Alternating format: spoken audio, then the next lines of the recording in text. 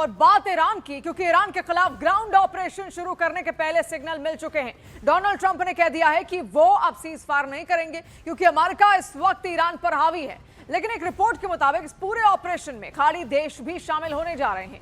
Iran को कुचलने के लिए 4 देशों ने मिलकर अब कसम खाई है।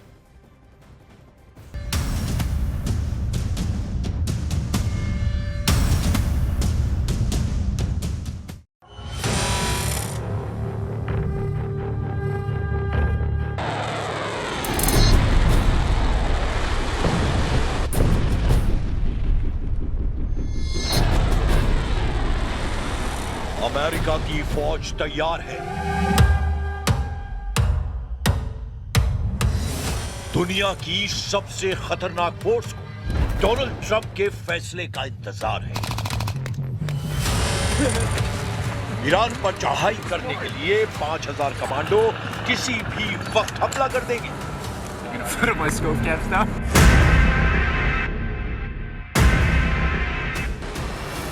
लेकिन इस फौज का ईरान में टारगेट क्या है, ये सबसे बड़ा सवाल है, क्योंकि 24 घंटे के अंदर युद्ध बदल चुका है। क्या डोनाल्ड ट्रंप अब ईरान के खार्क द्वीप पर नहीं बल्कि खुजिस्तान पर हमला करने जा रहे हैं?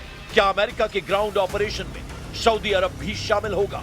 बहरीन, कुवैत, यूएई और कतर भी ईरान से लड़ने के लिए फौज भेजेंगे? क्या ईरान के खिलाफ खाड़ी देशों को मिलाकर अमेरिका ने शुरू कर दी है वर्ल्ड वॉर?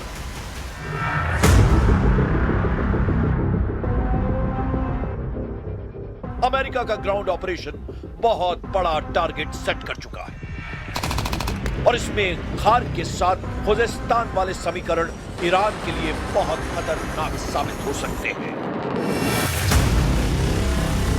खाड़ी देशों में अमेरिकी सैनिकों की मूवमेंट शुरू हो चुकी है।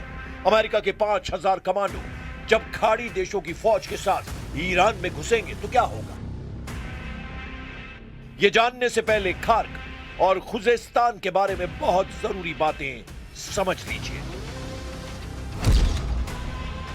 मैप पर देखिए, यह है खार्क द्वीप, यह फारस की खाड़ी में है, जबकि मेनलैंड ईरान में यह जगह है खुजिस्तान। इस इलाके में ईरान का बॉर्डर इराक से लगता है। ये दोनों जगह इस वक्त युद्ध के हॉट पॉइंट बने हुए हैं। खार्क द्वीप पर ईरान के तेल निर्यात का टर्मिनल है।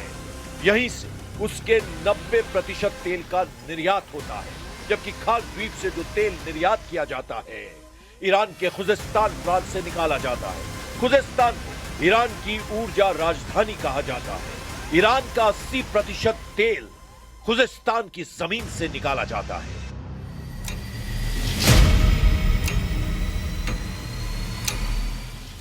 सवाल है कि क्या अमेरिका और उसके साथी खाड़ी देश फौज लेकर ईरान पर चढ़ाई करने जा रहे हैं? तो कहां पर हमला करेंगे? उनका हमला खार्क पर होगा या फिर खुजिस्तान पर होगा?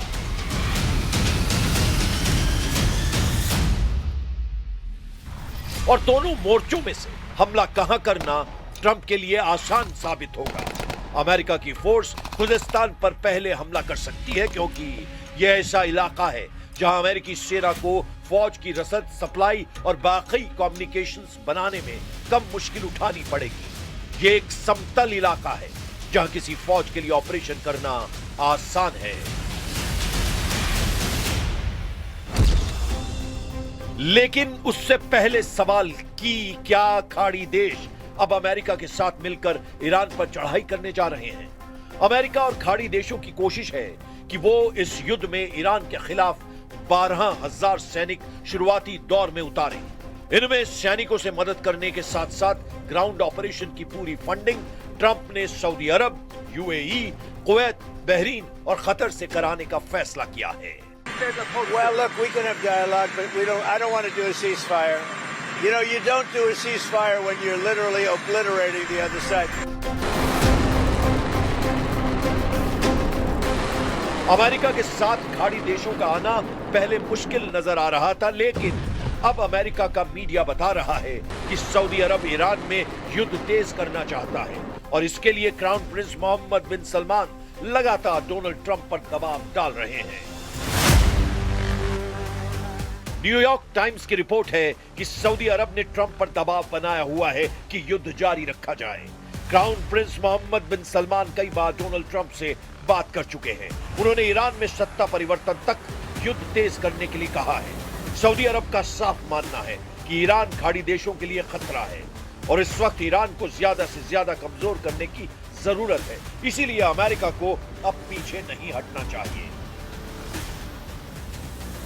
इसीलिए कयास है कि ट्रंप सऊदी अरब और बाकी खाड़ी देशों के कंधे पर रखकर बंदूक चलाना चाहते हैं। वो ईरान के खिलाफ ग्राउंड ऑपरेशन में खाड़ी देशों का इस्तेमाल करेंगे। पहले से ही अमेरिकी सेना सऊदी अरब और बाकी खाड़ी देशों के मिलिट्री बेस का इस्तेमाल कर रही है। ईरान की फौज 6.5 लाख है। इसके अलावा पैरा मिलिट्री फोर्स 2.5 लाख के बराबर है, जबकि ईरान में एक्टिव बसीज फोर्स 20 लाख तक हो सकती है।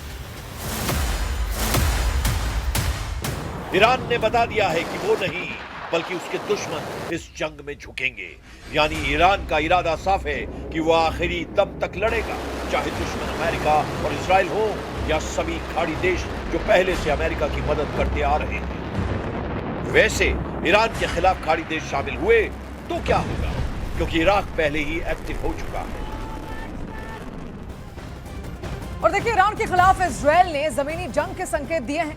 इस ऑपरेशन में अमेरिकी मरीन्स कमांडो की अहम भूमिका रहेगी। इस दौरान 3 रणनीति पर दोनों फोर्स काम कर सकती हैं। पहला फेज है सर्जिकल स्ट्राइक और पैरा ड्रॉप। इसमें अमेरिका और इजराइल के कमांडो हेलीकॉप्टर के जरिए सीधे ईरान के परमाणु ठिकानों और मुस्तफा खामेनेई के कमांड बंकर्स के पास उतर सकते हैं। इनका मकसद है टारगेटेड किलिंग और बंकर्स को अंदर से तबाह करना।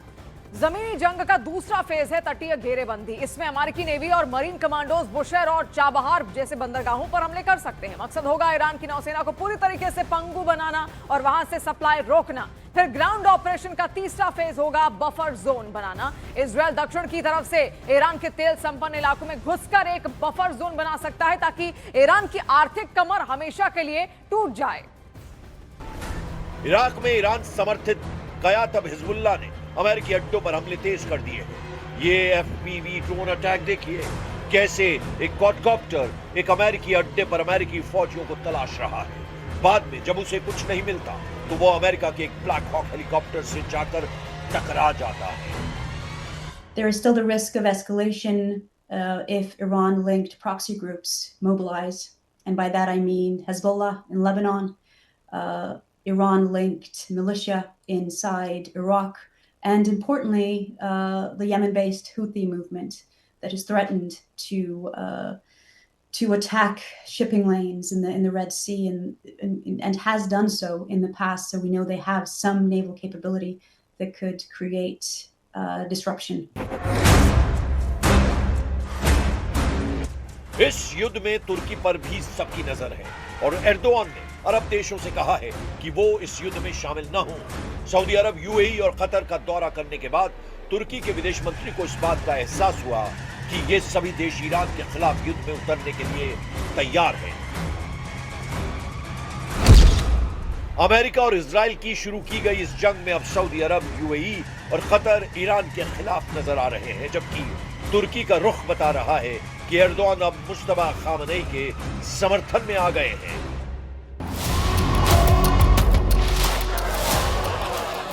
ये ऐसे वक्त में हो रहा है जब ट्रंप के 5000 कमांडोज ईरान की सरहद में दाखिल होने के लिए तैयार कर दिए गए हैं। खार्क और खुजिस्तान हमला कहां होगा, बस ट्रंप को इसका फैसला करना है। लेकिन तुर्की से बयान आने के बाद ईरान को एहसास हो गया है कि वो इस जंग में अकेला नहीं है। ईरान के स्पीकर मोहम्मद बाकर खालिबाफ ने कहा है कि ईरान अमेरिका की हर हरकत पर नजर रखे हुए है। अमेरिका की फौज की गतिविधियां देखी जा रही हैं। अमेरिका के सैनिक ट्रंप और नेतन्याहू की गलत फहमियों का शिकार बनेंगे। ईरान का इम्तिहान लेने की कोशिश न करें ट्रंप। युद्ध की शुरुआत अमेरिका और इजराइल ने की है, लेकिन इस जंग में ईरान लगातार आक्रामक होता जा रहा है। ईरान के विदेश मंत्री अब्बास अरागाची ने अमेरिका और इजराइल को बहुत बड़ी धमकी दी है, डराने की कोशिश की है। अब्बास अरागाची ने कहा है कि नेतन्याहू नहीं चाहते कि दुनिया को पता चले कि कि ईरान कैसे इजराइल पर पलटवार करके उसे सजा दे रहा है। अरागची का दावा है कि उनकी रिपोर्ट बताती है कि इजराइल में ईरान की मिसाइलों से बड़ी तबाही मची है। इजराइल की लीडरशिप पैनिक कर चुकी है। इजराइल का एयर डिफेंस फेल हो चुका है। सबसे अहम बात, अरागची ने कहा है कि अभी तो ईरान ने सिर्फ शुरुआत की है। Well, actually, this is a war imposed on us, and what we are doing is only defending ourselves. We are facing an act of aggression which is absolutely illegal, and what we are doing is the act of self-defense which is legal and legitimate. Iran ने America को अपने missile वाले तेवर फिर दिखाए हैं। ये Iran का क्रूज मिसाइल अटैक है जो अमेरिका के कैरियर यूएसएस अब्राहम लिंकन की तरफ लॉन्च किया गया है। अमेरिका का ये कैरियर ग्रुप अभी ईरान से सुरक्षित दूरी पर है, लेकिन ईरान ने बता दिया है कि वो अमेरिकी नौसेना को करीब भी पटकने नहीं देगा।